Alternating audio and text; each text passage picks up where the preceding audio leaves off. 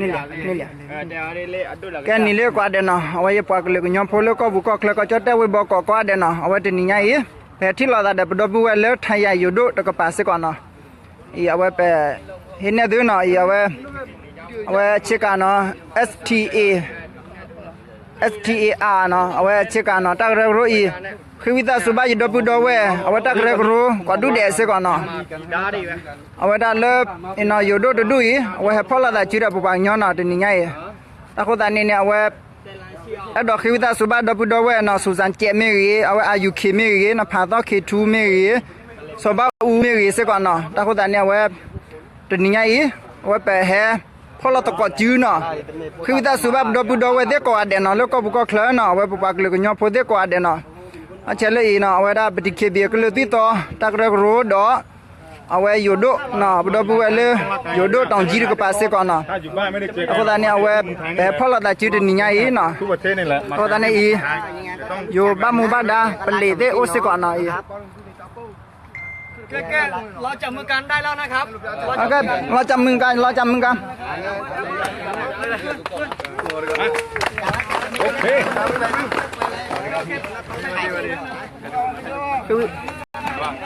คือถ้าสุภาพดูไว้กว่าเดี๋ยวเนาะเอาไว้ที่นี่ไงเนาะไปเชลปุ๊บก็ย้อนปุ๊บเนาะเอาไว้ตักเรื่องรู้กว่าดูเดี๋ยวเนาะอยู่ดูแต่ดูเนาะเอาไว้กว่าเนาะเนาะเอาไว้คันนี้เดี๋ยวเอาไว้ให้มาตะกอได้เนาะไก่วินเราได้ก็รถไก่จ้าเลยเอาไว้ที่นี่ไงเนาะแบบที่เราได้เนาะรถไก่จ้าวะเราดีนที่อะไร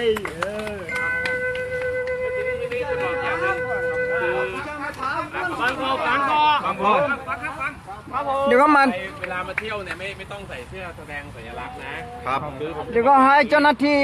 เพลนี่เนี่ยคนไทยเนี่ยบอกเลยวันนักเวทเรานั่นตีอะไรสุดท้ายแล้วเนี่ยมันก็คือคนไทยด้วยกันพอมันตีกันเองลบกันเองเนี่ยมันก็เกิดความสูญเสียใช่ไหมฮะมันจะไม่ต่างกันคือผมอยากให้เราคิดว่าไม่ว่าเราจะมาจากไทยใหญ่ไม่ว่าเราจะมาจากกะเหรี่ยงอะไรก็แล้วแต่เนี่ยตอนนี้เราอยู่ในผืนแผ่นดินไทยด้วยกันนะครับเราต้องรักกันนะเหมือนเราเห็นไหมเกาหลีเหนือเกาหลีใต้ตอนเนี้ย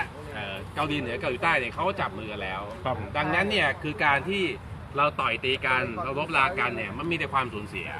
ผมเชื่อว่าทุกคนเนี่ยมีพ่อแม่พี่น้องมีญาติอยู่ที่เนี่ยไม่อยากให้ญาติตัวเองมาโดนตีหัวมาโดนถูกแทงที่นี่อยู่แล้วนะครับดังนั้นเนี่ยในฐานะที่เราเป็น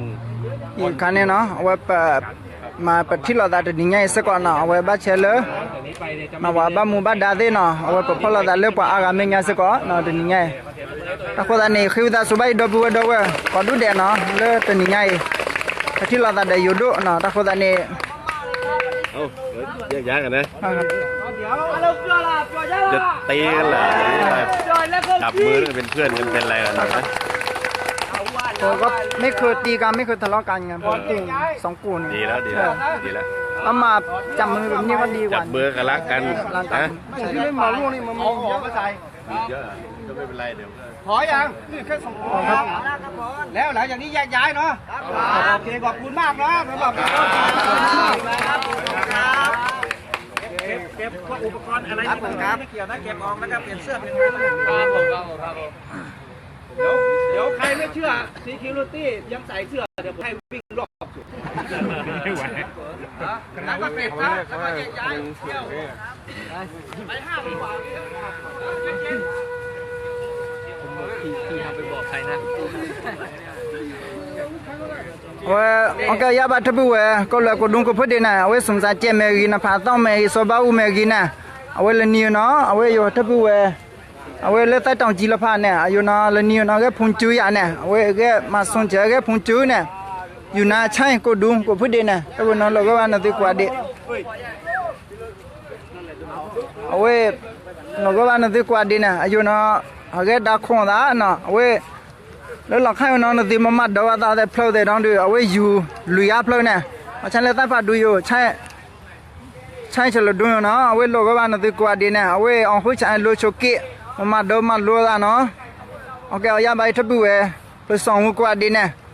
อยู่น้องข้าเนาะโอเคดักคงได้อยู่เนาะแล้วปอวันสิละโลก็ว่านาทีกว่าดีเนี่ยโอเคเอายาใบทับบุด้วยกว่าดีเนี่ยเอาหัวใจโลอยู่เอาไว้คุยน้องเพื่อนน้องเมย์เฮองเกียร์ละเขาบอกเชื่อเฮองเกียร์ละเขามาเอองสื่อเนาะ พัฒนาส่วนจะรู้เมียน้องกี่กระดาข้าน้องปัจจัยเลยหัดที่ของวันดีฉันดาวเชียน้องโออาสิเราจะบุญน้องไทยมาบูมาเชื่อรู้หัดที่ของว่าน้องมาเชื่อกากระดาเนี่ย ครับ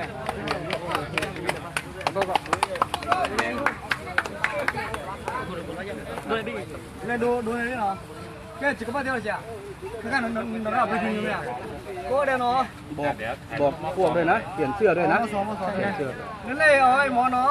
ไม่ว่าได้เลยไม่ว่าได้ว่าได้ว่าได้ว่าได้คนเลยเนาะว่าได้หมอเบาว่าได้เนาะ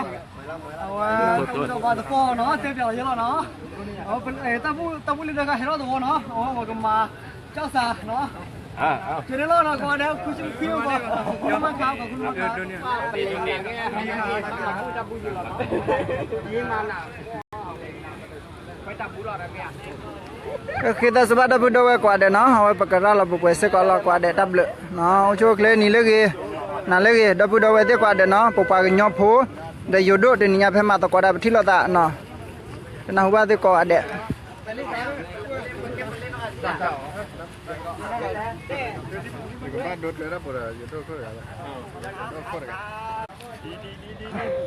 ดีป่ะพี่